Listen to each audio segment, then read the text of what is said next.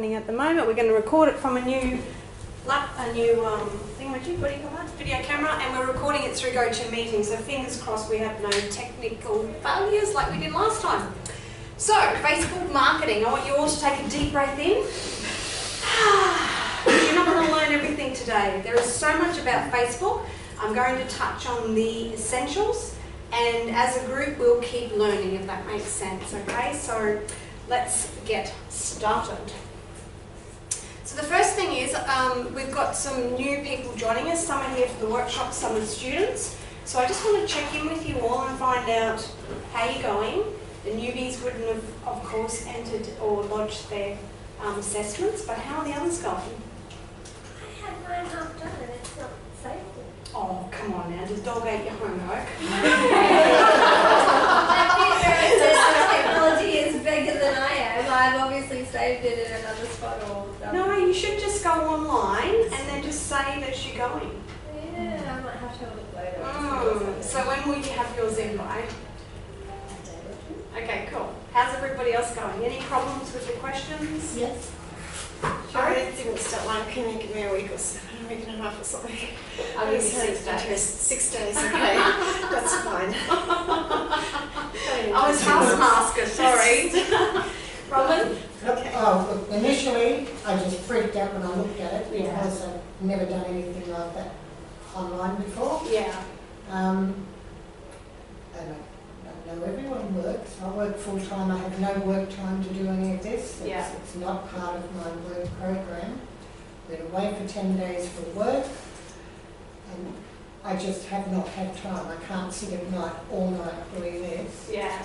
And all day doing high pressure work. So, and just while I've got your attention, I'm not going to get the November one in. I'm going to be overseas for a month, and I'm going to be up the Cape for a week in October, and I've only half finished this one. So I might need to talk to you about how I'm going to get around that. Okay. So let me It's just... all too much. Yeah. Well, if it's too much now, we need to fix it, because in 12 months' time, you'll be going... Well, this only goes to August. What's that? These, Yeah. which isn't 12 months. The workshops are 12 months. You've got 12 months to do the online. That's what I mean. Yeah. So that should be all right, but I'm not going to finish. Yeah, it should be all right. It should be all right. So Robin brought up a question during the last couple of weeks about navigating, and Robin's not the only student. We have other students using this online portal, which can be a bit daunting. So what I'm going to do is actually do an introduction into how to navigate on the online portal, so people can, feel more comfortable. So that was good feedback from Robin. Thank you. The most important thing for the students is, I've done the course, and as I said, I went into student mode as well, because when you start studying, you become anxious and all these emotions start coming up and you can't find time and it's all too hard, blah, blah, blah, blah, blah. I get that. But if you take an hour a month, you'll get it finished. That's all it takes. An hour a month? There's only 3 slides there that you have to read, and like 15 to 20. I had it 3 or 6. And how long did you sit to do that for 3/4? Yeah, probably half an hour, 3/4 Yep, hour. see, Taking a it's- lot of time. Took me hours. I thought it took me a whole day to do the whole lot. I learned a lot, but I'm bored. Yeah. I'm used to doing online stuff at uni, Okay. so you get in, you concentrate, and Yeah, I suppose. I think what daunted me was every little box it's got 7 points or whatever. Yeah. 7 something or other uploads, and thinking, what am I supposed to upload? Yeah, And yeah. think, it's just once I'm familiar with Yeah. how to use it, I'll be fine. That's it. Because answering the questions wasn't the problem. No, it's It was just navigating. navigating. Yeah. Extra traffic noise of all these options. Yeah. So it's only meant to take an hour to do like those 3 sections, Well, there's only like 15 to 20 questions in the first assessment, and then you've got 2. And the prerequisite knowledge to answer. Yeah. And then that's the thing. The fear kicks in and the anxiety kicks in, and you go, oh, this is all too hard. I can't do it. But if you actually allocate an hour, like if you had allocated an hour a month and sat there and had no interruptions, you should be able to get most of it done.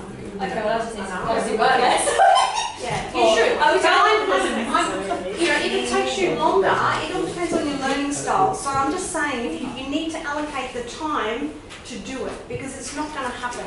And every time you log in and you get more anxious or you know, more fearful or more whatever, you're going to keep pushing it aside and you're not going to do it. But you're not including the reading of all that other stuff as well. In So that 1 hour a month. Allow yourself 3 hours, but do it in hour blocks so Yeah. that you get through it.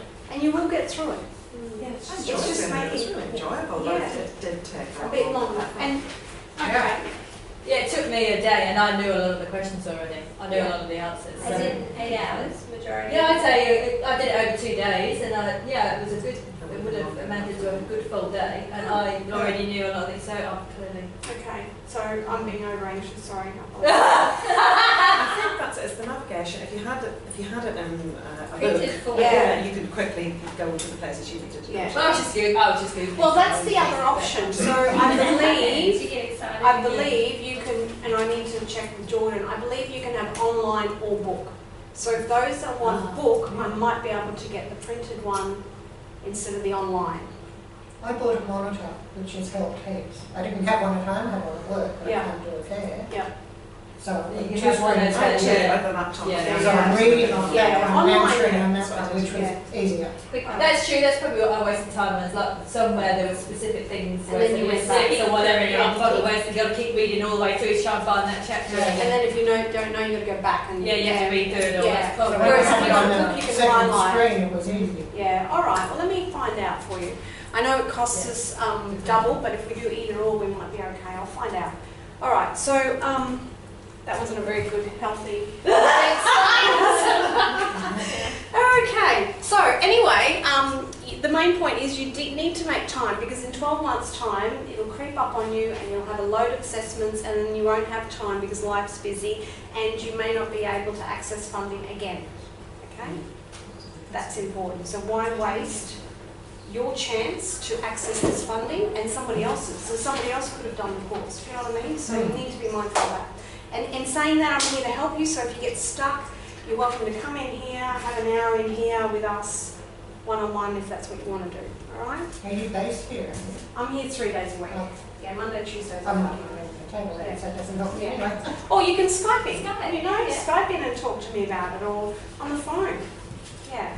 It's not like, there you go, have a nice journey, come back in 12 months' time with the assessments done. But that's what I'm saying, I'm not available in the daytime. Yeah. So in night time and weekends, you might doubt it, you're sitting there. No, I won't be. No. No. All right. Well, maybe we'll talk about a schedule, Robin, and see if it's achievable or whether you may need to reconsider your options. I just need to get familiar with the navigating it, and I think I'll... Maybe the book So work. if We'll you- have a look. No, I don't want to do it. Okay. All right. I'm happy to do it this way. I just want to go through the first thing so you can just familiarise us with it, and then I should go. All right, cool. I'll make sure I do that. That's my plan. That'd be great. Okay. Oh, what was I going to say? Oh, so the membership site that I promised you all got hacked 2 weeks ago. So, yeah, that's what happens when you get to the top of Google. Apparently, other people want to come in and hack your website. So anyway, I've spent a fortune, and all the content's still there. So I just need to go in and tidy it up and make sure it's secure. And then I'll give you access to that other membership site. But at the same time, I'm sort of thinking, I don't want to give you access to this because if you're overwhelmed with the first one, I don't want you going in there going, oh my God, now you've given me more stuff to look at, you know what I mean? So I might hold off on that for another week or two. GoToMeeting, as I said, we've got Raquel online. It's being recorded, so hopefully that will work out really well, that we can upload to the membership area. I'm doing a video for the learning program. The Facebook page that you all have access, or you should have access to now, is a great place to ask questions, to share information, to support each other. I know that, I don't know everything, and I know that when you're all starting to play with these platforms, you'll discover things too. So it's a great place to actually go, you know what I just found, and support each other. So that's what I'm hoping the Facebook page to be. And is there any general concerns? Yeah, just to let you know, I'm still not in there. Oh, you connected, you're just waiting. But this is the third time I've done this and it's not. It's a little bit slow. Connect to the internet.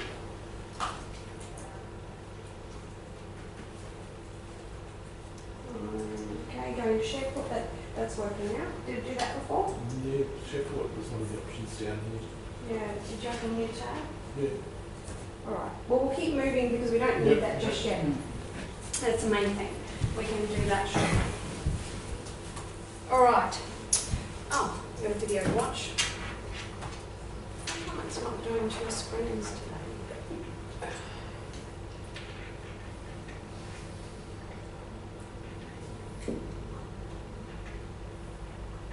Looks like we're having a breaking from this something. Aha, okay, it is.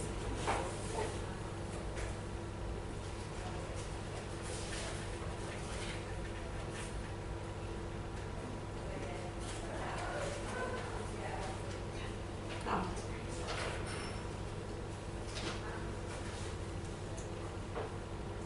Okay, so I can't play video either. Talk about gremlins today. It's all right, we'll come back to the video. So who has Facebook on your mobile? And nearly everybody. Who accesses their Facebook account from their mobile? Most people. What do you use it for? Others use it for news. News. Keep up to date. Yeah, and motivation. Yeah. Use it to see what everybody else is doing. Just spying on people. Messaging. Messaging. Okay, brilliant. Yeah. Business. Business. Yeah. What else? I do it to connect with friends and now to do my Facebook Live. Yeah. Yeah. You're the Facebook Live queen at the moment. Oh my God.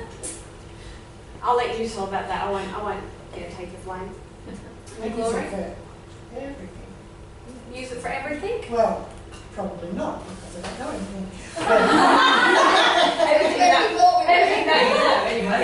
No, I know everything. So I use it for news, I use it for shopping, I use it to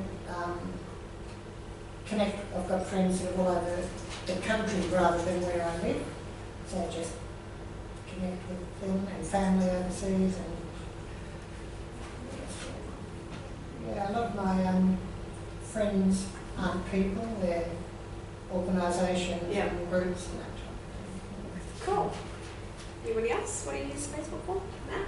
Well, I use it for cooking because my son has so Cooking. many allergies that we just go on their allergy friendly Groups? Yeah. Groups, okay, brilliant. Okay, what else? Anybody else? Yeah, I use it virtually for cooking, recipes, news, keep in touch with family and friends here in Australia and overseas, advertising, sometimes if I want to sell something. Yeah. On like what? Buy something, sell groups? Yeah.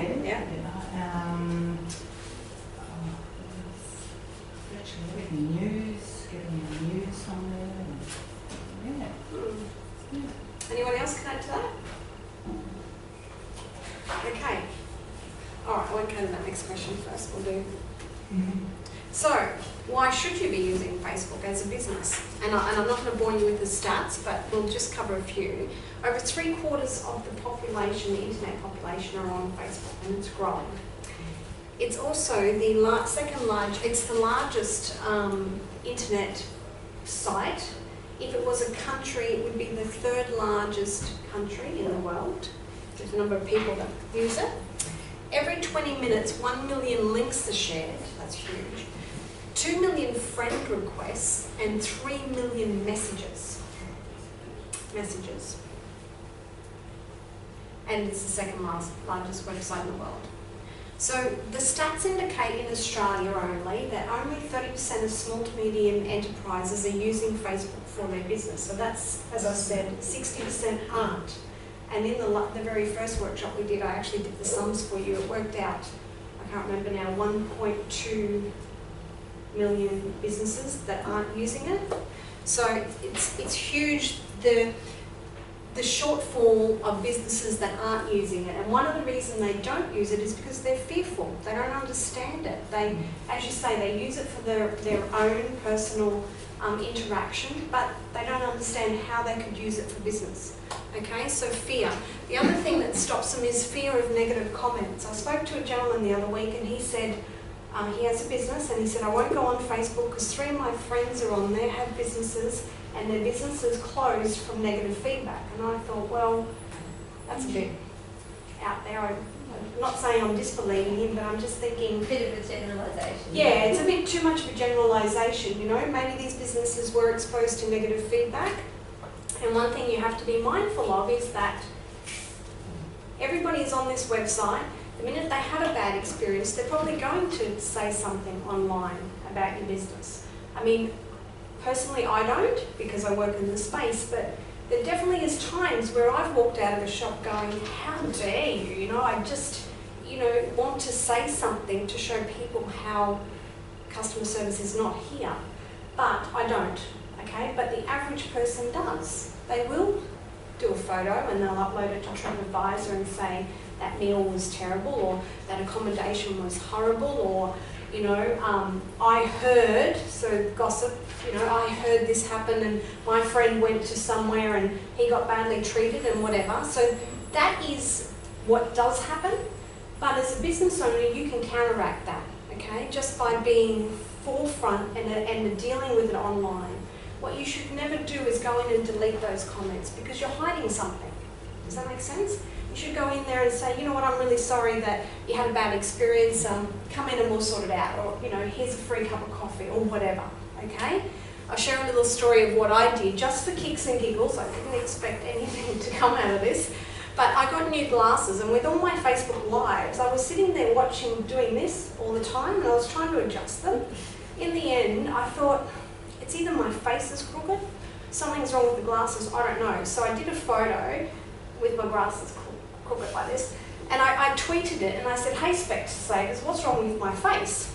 Anyway, they came back from the UK and said, look, take your glasses straight into this place and we'll fix them. And I went, well, that's pretty cool, you know, good customer service. I went, great, thank you very much. And then I went into Specsavers thinking, oh, you know, I wonder what's going to happen here. Am I going to be, you know, yeah. Anyway, she fixed them and I took a photo then and I said, great, thanks Specsavers, I'm all straight now, you know. And they said, oh, you look lovely in those new glasses. And I'm sitting there going, oh, isn't that But I mean, even myself knowing this stuff, it still has an effect on your clients, yeah? So the whole idea is don't be fearful of your negative comments, you're going to get them anyway. People, you can't keep everybody happy, that's a fact. Somebody somewhere will be disgruntled, whether it's a disgruntled employee or somebody that you've done business with or whatever. So just don't be fearful of it, address it straight away, okay? But it's also giving you knowledge to problems that you might not even be aware of. Continuous improvement. So it's a good thing in one way. Absolutely. And everybody knows, just because you're the boss doesn't mean you know everything that's going on in the company. That's right, that's right. So you should look at it as a way to improve your business, have it as feedback, and yes. It's also how you handle it as well. I left some feedback once at the hotel I stayed in, and it was a balanced, I said what was good and what was not good, and it was a balanced thing. And the guy who owned it basically went on there just started slacking me up and saying, this customer, she was this, that and the other, blah, blah, blah, blah, blah. I went, oh, well, that you're actually making it worse. Exactly, because people can read through that. And they'll just think that he's an idiot, which he was, anyway. So it's very important not to be fearful, okay? I mean, there was one client that I dealt with and they were absolutely trolled. So what happened, I'll give you worst case scenario. So I won't tell you the story, but basically there was a situation happened, the customer wasn't happy with it, got all these Facebook friends to get onto their Facebook account and write negative reviews. So within about 20 minutes there was 100 reviews saying this business sucks, it doesn't, and we couldn't remove those reviews, okay? You know, Facebook is not on the phone. 5 of them were genuine and probably had been there, and the rest were So there was lots of conversations from them, the business owner and their employees, and that going back to these people saying that's not true, we were there. So it became a real banter, like backwards and forwards. And in the end, I said, just turn your account off. Just turn it off so people can't get on there. When they overcome whatever's going on for themselves and blah, blah, blah, blah, blah, then turn your account back on and refresh, you know, start again, rather than stopping your account. And it worked. You know, the feedback was there, but that gave the business owner time to think about how they were going to respond and go in and address the response in a level-headed manner rather than back from emotions like, how dare you do that to me, rah, rah, rah. And then they can move forward. Does that make sense? Yeah. Okay. So only 30% are on there.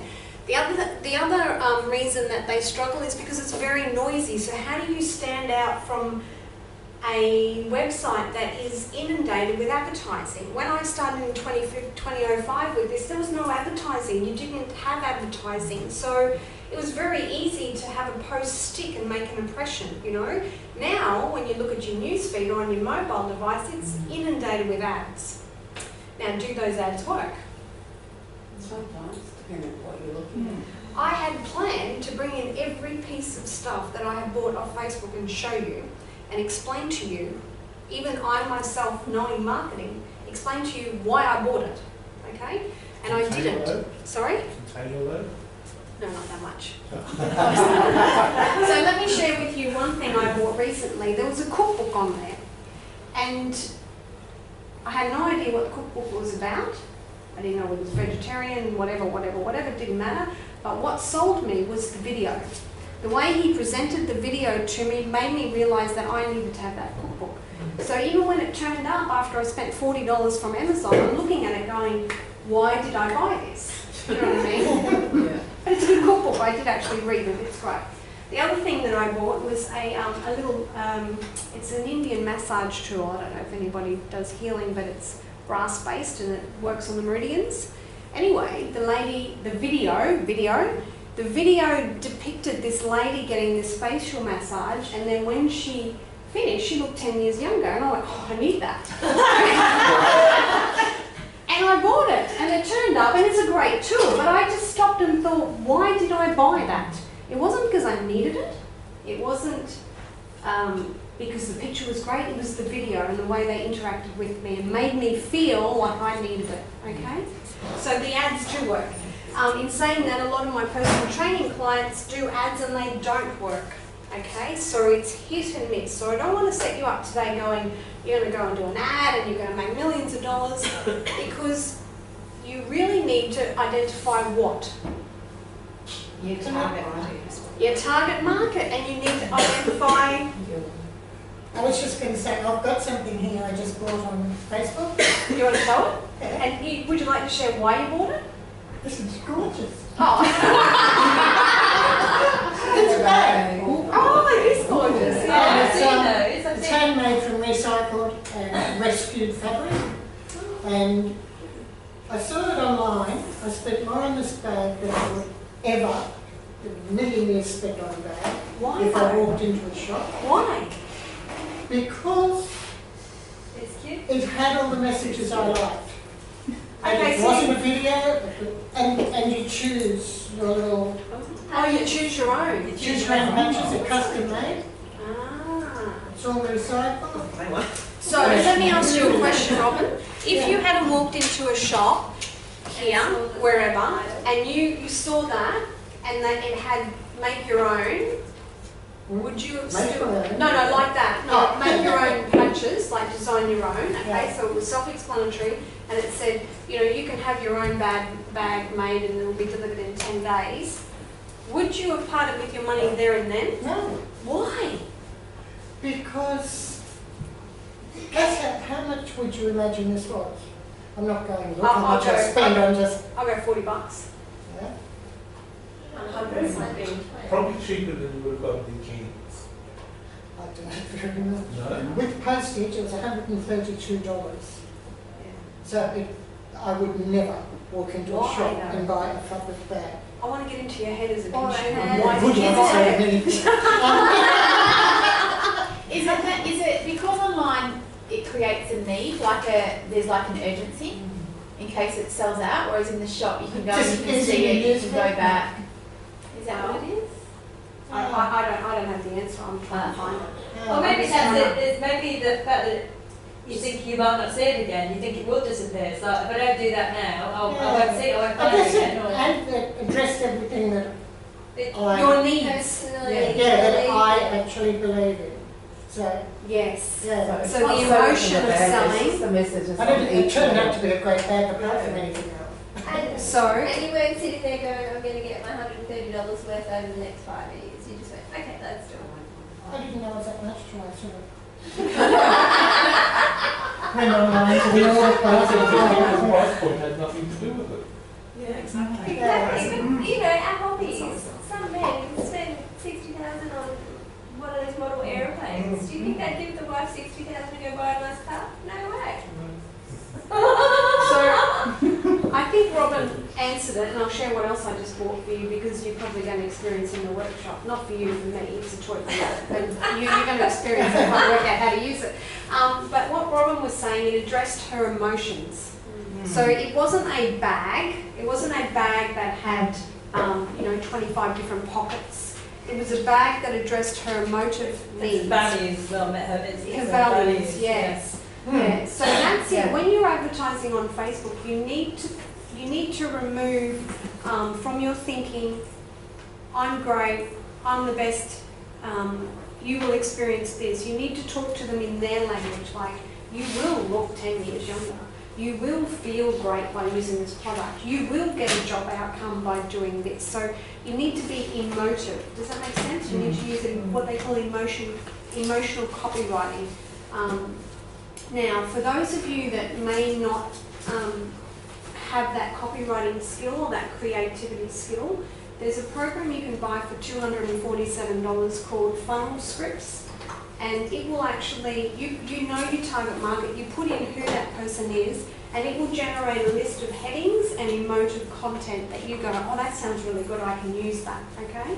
So when you get into ads, if you can't. Sorry, Leanne. So say you have this funnel scripts software, you can use that for many different. Say Absolutely, I've got 10, anything. 15 customers, I can stick in Yes. and get them Yeah. profiles. And Yep, even if you're doing video, it'll video script it for you. Yeah, it's pretty cool. It's well worth the money if you get into it. Okay, so emotive buying. And I keep raving on about this, and you're going to do it again today in a fun way, but you really need to be clear on who your target market is because it's already noisy out there. So whoever was advertising that handbag targeted Robin's age group, whatever that was. Do you know what I mean? If they had put the bag, and excuse me gentlemen, but in front of the men in the room, and then they targeted the men, they might not have got the same response. Oh. What's wrong? That's a new message. I don't know what that is.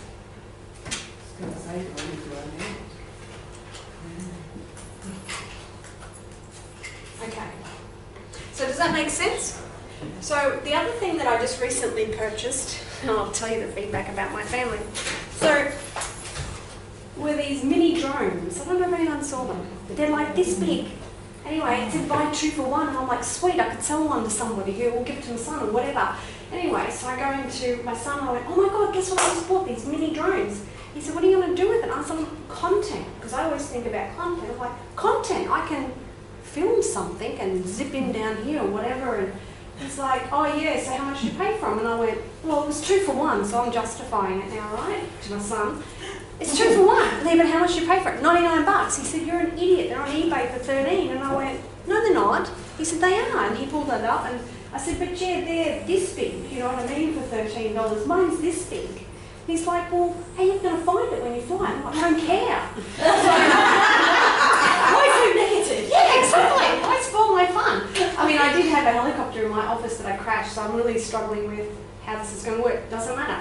So when I do master it, we'll get to play with it, yeah? But I'm using it for content, so that was my justification. So when someone buys something, they buy it because they feel good, then they justify why they bought it, okay? It may sit in my cupboard and I'll never use it. I don't really care. It looks really fun. So you need to know who your target market is.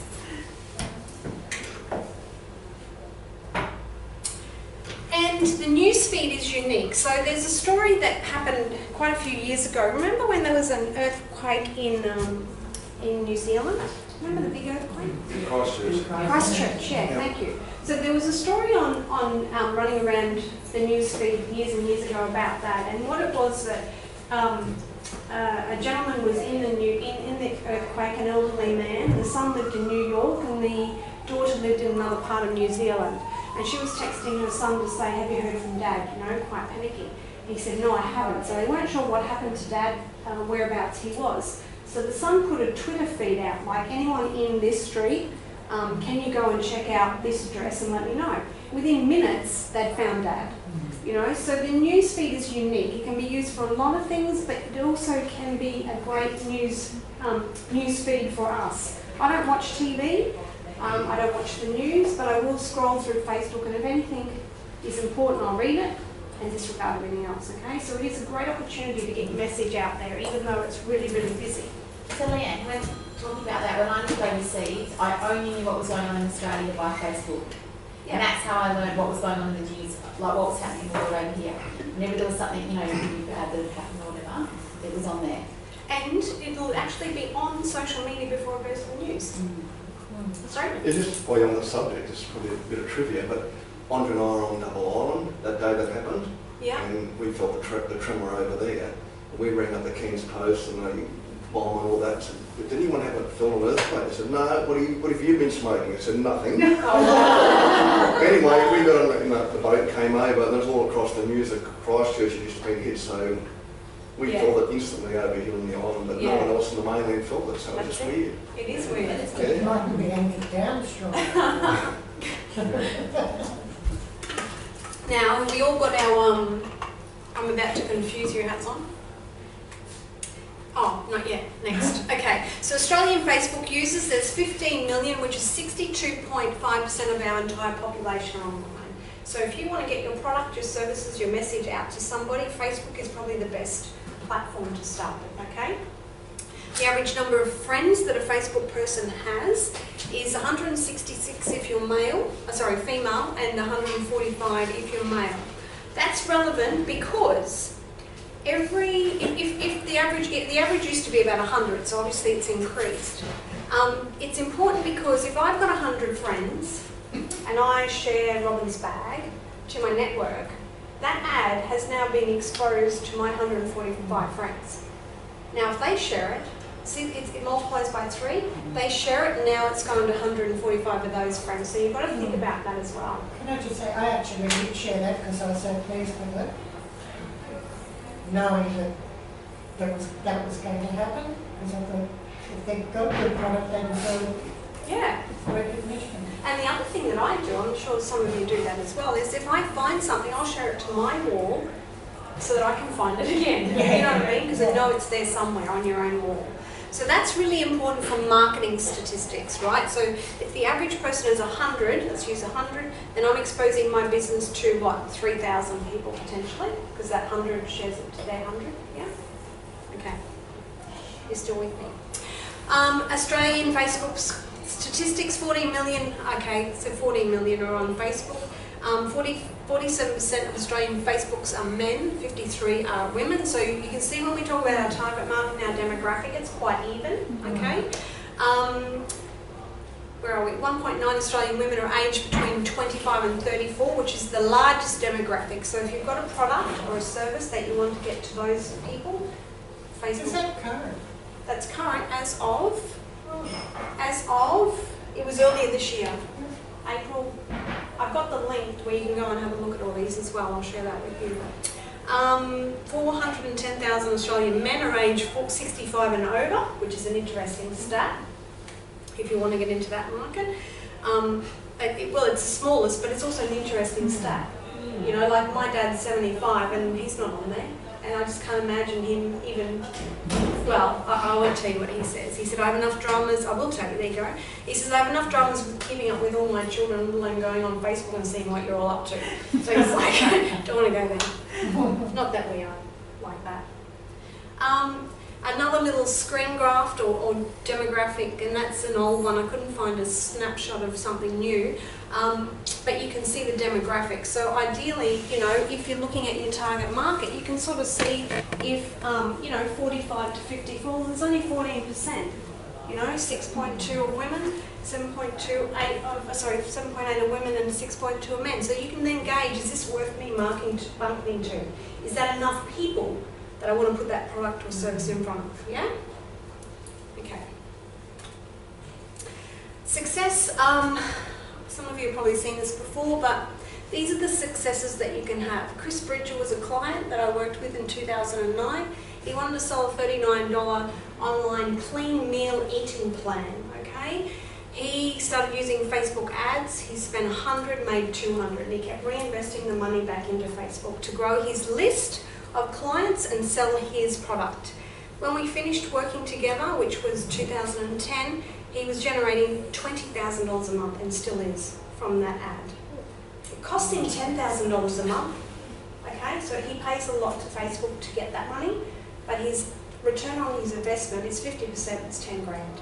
I haven't spoken to him in a couple of years, so as far as I know, he's still not working as a PT, he's still working in his online business. This is my son, Brad. I've actually asked him to come in. He's not sure whether he will, but he hated Facebook. Social media won't work for me. I only use yellow pages, pay $3.5 grand a year, blah, blah, blah, blah, blah, blah, blah, whatever, Brad. Anyway, this year, he does commercial cleaning. This year, he brought himself a carpet cleaning machine. He said, where am I going to get my clients from? And I went, oh, that's interesting. He said, why don't you throw a $50 ad up? He said, but it won't work. I said, just throw a $50 ad up to Facebook. We did it really badly. Well, he did it badly. Within one day of doing the $50 ad, he generated $3.5 grand in appointments. He had enough appointments to last him for the month. He turned the ad off. Every time he needs more work, he turns the ad on. He says, I've got no business next week, I'll just turn my ad on. Okay, so I wanted him to come and sort of tell you as a non-believer how his business is made up of $50 ads. So you're talking about the ads that are on the side, not in the news feed? Oh, it doesn't matter. You get to choose where you want to put them. Yeah, but, okay. Yeah. Because I don't look at them, but I'll look at it in the news feed. Do you look at it on your mobile or on your... Both. Yeah. Okay. So there is different types of ads, and we'll go into that. But yeah, he just does ads to all of them. There's no... He just puts the ad out there, okay, to his demographic. So, so definitely he's a believer now. And this lady, Leanne, I did 3 months coaching with her. She has a business called Kiss with Style, which is dessert tables. I've never seen anyone do them up here, but down south they're quite trendy. Not trendy.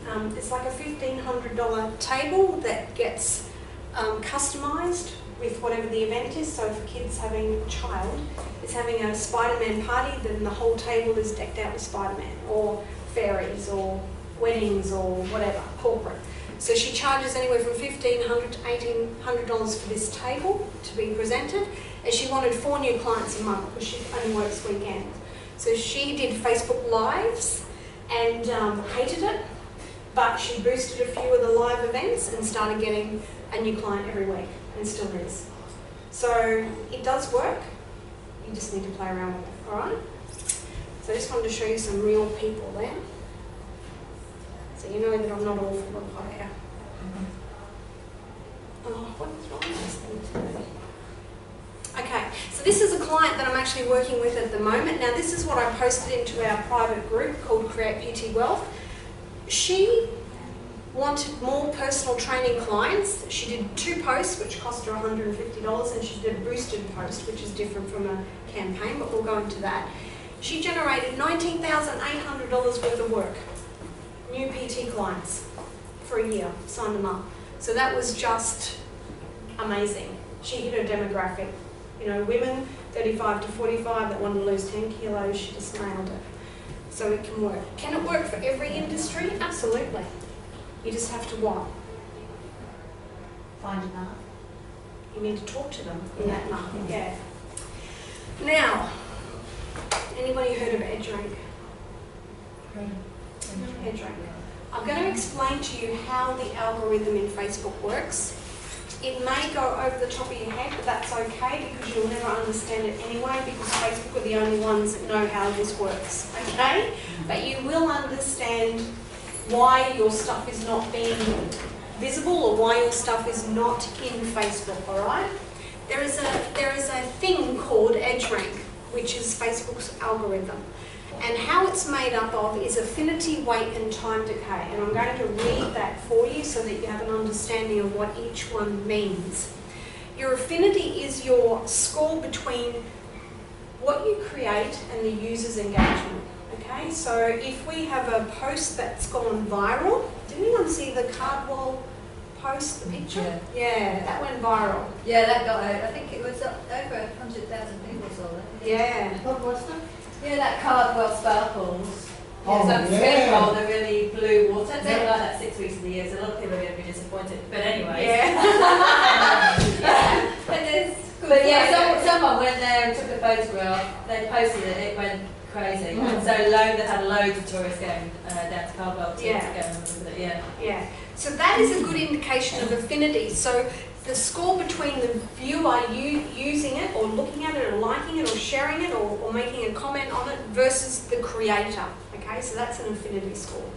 The weight is the type of content. So whether the content gets liked, tagged, shared, commented on. Okay, so that's your weight. So how much weight do you have in your picture or your content? Is it heavily weighted by lots and lots and lots of comments? Because the hardest thing that you'll ever get, and I'll show you some examples in a minute, is getting people to engage with you, okay? You can tell them to like, comment and share, but they don't. Why don't they? Because you're telling them to.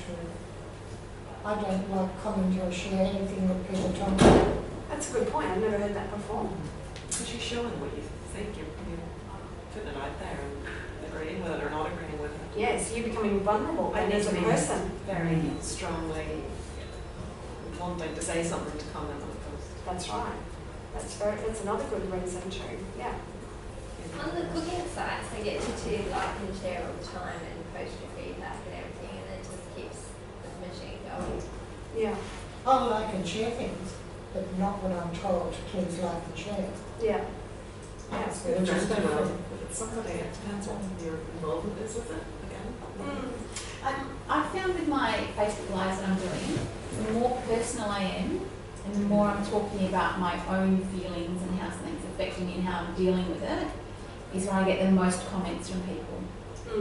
That's when I'm getting my interaction with people. If it's just everyday stuff, they don't comment so much. But when I'm talking about something really deeply personal, I'm getting lots of comments in. Because they can relate to it in their own. Is that people you know or complete random Just strangers? all people I know, I haven't put it public yet. Yeah. So remember when we did the first workshop, I said that, and no disrespect, but Facebook is egotistical. So most people will go on to see who liked my photo, who commented, you know, am I okay? Do I have lots of friends today? You know, and that's what they do. They're not worried about you and what you want them to do as a business owner. They're more worried about themselves. So it comes back to that ego straight there. You know, I've got 1,000 friends and 50 of them commented, blah, blah, whatever. So you've got to keep that in mind too. So as a business owner, sometimes you have to tell them to like, comment and share because they don't know. They're in their own zone thinking about themselves. So we need to educate them, okay? And no matter how often you do tell them to like, comment and share, they still won't. I've seen time and time and time again on my own Facebook profile, I'll use it as a testing ground. So I'll do a run of motivational quotes or tips or something. I'll just put 100 out, you know, and then I'll stop. And then all of a sudden I get inbox messages, why did you stop doing that? You know, I'm missing it. You know, where's my inspiration? I'm like, you didn't comment, like and share. How did I know? How did I gauge that return on the investment? So, you know, it's really hard. You've got to, and this is the biggest struggle for business owners, you've got to keep doing it consistently because you just don't know where that silent ripple effect will go. So Okay? just assume that the Aussie public is there 30% sitting and watching and not commenting. Absolutely. Absolutely. And I hear business owners who continually do it and get frustrated because they're not getting any leads from Facebook or they're not getting any sales or, you know, this is not working for me. And then they stop.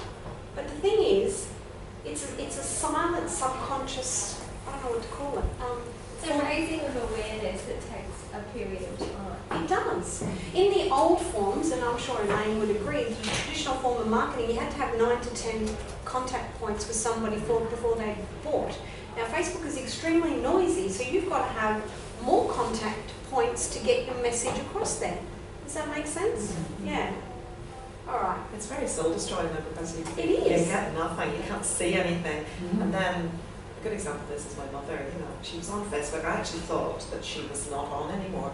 And then she'll make some comment, oh yeah, I saw that picture. So, you never make any comment. I didn't know that you see any of this. So she'd be very typical of. Yeah. My mother, who's 68, and only went on Facebook last year because my sister wanted her to for something, commented on a crazy cake making site. And I'm thinking, and you have not made cakes for 35 years, you know, come on, I'm 40.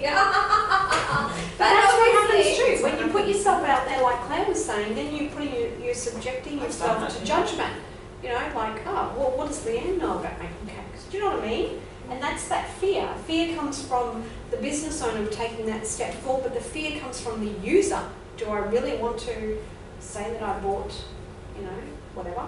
Or do I really want to share that? And for me personally, I only share stuff and make a comment that I'm something extremely 100% passionate about, and I really don't care what anybody else says. But all the other stuff, the irrelevant stuff, I don't go there because it's not who I am. Does that make sense? Or if there's an incentive for you to do this, I've done it, you know, in a competition of like and share this for a chance to win and whatever. But again, you want to be seen to be supporting the things that you're supporting. You know what I mean? Don't always do it if you think, well, I don't want people to think that.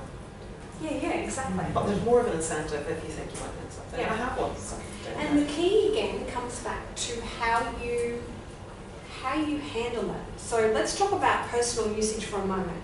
I shared a Facebook post which I thought was interesting. My profile doesn't show you who I am. I just send you what I think you should need to know about me, unless you're in this room, and then you'll get a good idea. But I shared a video on a gentleman talking about how antisocial we've become using mobile phones, and he just had this really cool video about everybody on their phones, etc., etc., etc. And I shared it because I thought it was true. I thought, you know, we are like that, okay? Somebody that I networked with for 4 years, that's a friend on Facebook, that never ever likes my posts, comments or shares, decides to jump on there and say, how hypocritical of you, Leanne, you posted something that is using social media to get the message out there about how antisocial you are. And I'm like, what? Anyway, I was very politically correct and we responded a few times. It resulted in him sending me an email telling me how he apologised for upsetting me. Well, that's not possible unless I let you upset me. So I clarified that for him as well. But my point was, you haven't comment, liked or shared on any of my posts in 4 years. What gives you the right to come in now and download your point of view on my personal page? Do you know what I mean? So sometimes you've got to be assertive, if that makes sense, without being rude. Yeah? And you can do that on your business page as well. So let's have a look at this horrible algorithm which is going to confuse you and hopefully make Yeah, you... sorry, before you go on any further, what is that after long ago on the time decay factor say on the board there? I can't see it because of those speakers that are in the road. Just give me a minute to try and work. Based on how long ago the edge was created. I'm going to read this to you now anyway. So what is EdgeRank? EdgeRank is a Facebook algorithm that decides which stories appear in each user's newsfeed. So your friends, not your friends, beg your pardon, your fans on your Facebook page, if you've got 100 friends, 100 fans, only 2% of those will see your posts. 2%. So that's 2. And is it around 2%? It's around 2%. 2%. But then it goes to this, how much they engage. Okay, all right. So the algorithm hides boring stories, so if your story doesn't score well under affinity, weight and decay, nobody will see it. The first thing that somebody sees when they log into Facebook is a news feed, which is a summary of what's been happening amongst their friends.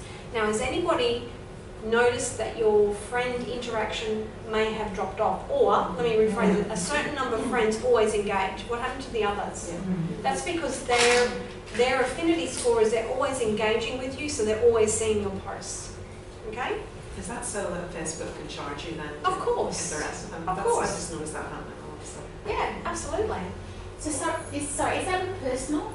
So it's with everything. With everything. So not all of my friends see my posts? No, you'll find the ones that The one- engage most. So I've got 1,000 friends, and I Yeah. can tell you at least 10 are the only ones that ever engage, like, comment, and share. But Facebook had a random thing as well. My husband and I couldn't see each other's posts. Oh, there you And it go. actually says that we're married and on our thing, and I actually had to look into it, and we had to go into some setting and actually put something so we could see each other's posts. Wow, Even there though you it go. says in our profiles. And apparently, because I YouTubed it or Googled it, and it was very common, like it's happened to thousands of people, like their own husband and wife couldn't see each other's posts. And there was other things going on. Remember a couple of years ago where there was a post going around about, oh, go into your settings and change this and change that. You know, that's all stuff that affects your algorithm as well, if you go and do that and change your privacy. Can I just ask, what I've done when I've noticed friends disappear? First I check to see if they're still there. But I go to their timeline and I'll comment on something or like something, and that seems to Bring them back, yeah. Would that be right? Yeah, absolutely, because now you're having an affinity and a weight score on them. Does that make sense? Does that last? Is that it sorted, or is it just? No, you've got to keep doing it. Yeah, it's not a one fix all. Yeah, you've got to continuously work on this. So this means whenever a friend posts a status update, comments on another status, tags you in a photo, joins a fan page, RSVPs to an event, this generates our so-called edge, and a story about the edge might show up in their newsfeed. So for example, let's just say that what can I do? I bought a puppy, I'm joining the puppy group, then I've RSVP'd to a puppy event. All of a sudden, what's going to start coming up in my newsfeed is puppy-related content. Does that make sense? Because I've created an edge or a story around what I like. Yeah? And I bet you, Robin, if you were mindful now, you're probably getting lots of handbags. Shoes and stuff. I mean, I get them anyway, but you know what I mean? Babies and children's are huge. Yeah. Like, yeah. Yeah. To the point where you've got to start deleting it because it's getting like too much. Yeah, exactly. So that's how so Facebook created an algorithm to predict how interesting each story will be for the user. So now I become a puppy trainer and I start posting content about puppies. If people are engaging, my content has a heavy weight. Does that make sense? So people that are in the puppy world will start using it. You've got to think like that in business. Then they use filters within each user's unique use feed to show up the top ranked or top weighted stories. Okay, you with me? Is that what comes up in your News feed? most, you know how you've got most recent and Popular? Most popular, I think that one is. Yeah, I don't know if that's what it's called, but that's what it seems to Yeah, be. you can change it. Yeah, It I defaults do to- change yeah. it, but those ones that come up, and it always goes to there by default. Yeah, that's your weighted content Yeah, rather so than that to is- what you yeah. engage in as your edge story or your edge rank. Or each other's. It doesn't seem to be so much what I'm engaging in, it's what friends are engaging in with each other. See, this is where it gets complicated because we don't know. We only know. Yeah, we know what Facebook. What's it called? Facebook wants us to know about the story, but we don't know how it actually works. Facebook's the only one that knows how it actually works and tweaks it. Can I just ask, for example, my brother, he's sailing around Australia, pretty amazing. He posted a photo very, very clearly showing sharks around his dinghy, and it's just an amazing photo. And I was really quite surprised at the amount of engagement and the likes and the views and all that sort of thing. Would that be a really good idea for me to like that? Does that Absolutely. help? Yeah, I'll go into how you get yourself out there in a minute. Yeah, because Yeah. it's nothing to do with what No, I but it generally puts- put through my Facebook. That's right. But it's Yeah, I'll go into that. It Okay. shares you out amongst the mix. Okay. Yeah, I'll come back to that. All right. So let me just read this and then we'll have some questions. So our affinity score means how connected a particular user is to the edge. For example, I'm friends with my brother on Facebook. In addition, I write frequently on his wall and I have 50 mutual friends. I have a very high affinity score with my brother. Does that make sense? Mm-hmm. Okay. So Facebook knows I'll probably want to see his status updates because of the affinity score. Facebook calculates this affinity score by looking at explicit actions that users take and factoring in the following. 1, the strength of the action. 2, how close the person who took the action was to you. So were they a friend? Were they a friend of a friend? Were they somebody that was following you, or were they completely removed? Okay. How long ago they took the action. So was it today? Was it yesterday? So on. And how long? Yeah. Explicit actions include clicking, liking, commenting, tagging, sharing, and friending. Each of those interactions have a different weight that reflects the effort required for the action. The more effort from the user demonstrates more interest of the content, which probably answers your question a little bit. Commenting on something is worth more than merely liking in it, so you comment, not just like and share, and I'll come to this shortly for yourselves in business. Passively viewing a status update in your newsfeed does not account to an affinity score unless you interact. Affinity score measures not only my actions but my friends' actions and their friends' actions. So, Robin shares the handbag on her page, she likes and she commented on it, then her friends start saying what a great bag, and then they share it, so that post for the handbags suddenly starts having a huge affinity score. Yeah? So passive, you're just reading a post. Some posts you have to click on read more. Do you think that gets weighted when it's getting on mute? Yeah, I don't know, but Okay. I don't think so because Facebook doesn't like stuff going outside of Facebook. Facebook likes staying. Oh yeah, that's when you go out. Yeah, so you're going out to a blog, so Yeah. I really don't think that would count. I don't know, maybe we need a Facebook. Yeah, how far have they gone? Oh, you know what? They just gave me an idea. I'm interviewing a lady by the name of Andrea Bartle from you all, and she's a Facebook queen. I should ask her. Because I get heaps of like sponsor stuff come through, which is obviously catered to me and things that I've shown interest in on my Facebook, and it takes me to outside blogs, and I get more and more. All right, I'll ask her that when I interview her, and we'll find out. So, Leanne, can I ask a question? Absolutely. We're in the game of volunteering, right?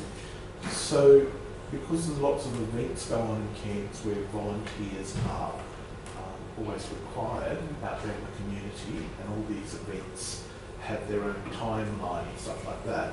Over the period of a year, if we were to go in and connect, right, with those events that are on Facebook, yes, right, that would create more profile use for us. Absolutely. Okay, good. Yeah, and I'm going to go into this in detail for you shortly, okay, so how you get out there, so you're right, absolutely.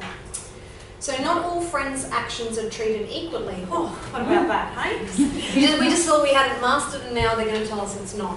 If I click on someone's status update and write on their wall regularly, that person's actions influence my affinity score, significantly more than another friend who I tend to ignore. Lastly, if I used this to interact with someone a lot, but less so now, their influence will start to wane. So if I drop off and I'm not looking at Mary's posts all the time, then that affinity score will start going to what we call time decay. It's slipping away, yeah? Facebook is just multiplying each action times 1, where it is, where it's seen, and how the action happened. My affinity score is one way. My brother has a different affinity score. So for example, if your brother has a different affinity score to you, okay? One thing doesn't fit all. This may sound confusing, because it is, but it's mostly common sense as far as the affinity score. Let's look at the weight. Each category of edges, which is your story, has a different weight by default. In plain English, this means that comments are worth more than likes, which we already knew that, okay? Every action that a user takes creates an edge. Each of those edges, except for clicks, create a potential story. So there's the clicks outside. Yeah, that wouldn't count. By default, you're more likely to see a story in your news feed about me commenting on a fan page than a story about me liking the fan page. Facebook changes the ed weights to reflect which type of stories they think you would like most and that you find most engaging. For example, photos, videos have a higher weight link, and you should all have content on photos and videos. That's all you should be concentrating on.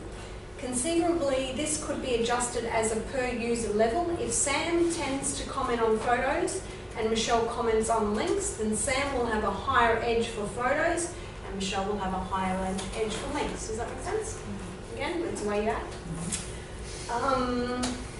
A side note, Facebook may actually rank the act of commenting, liking, or visiting a fan page and even fanning a different page depending on its source. For example, becoming a friend via an ad may have a lower edge rank than becoming a fan by searching.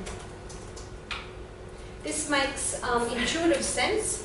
The one user is hunting for the page and generally will care about what they're wanting to see, and the other has no real idea and is just clicking on a link. Time decay. As the story gets older, it loses its point because it's now old news.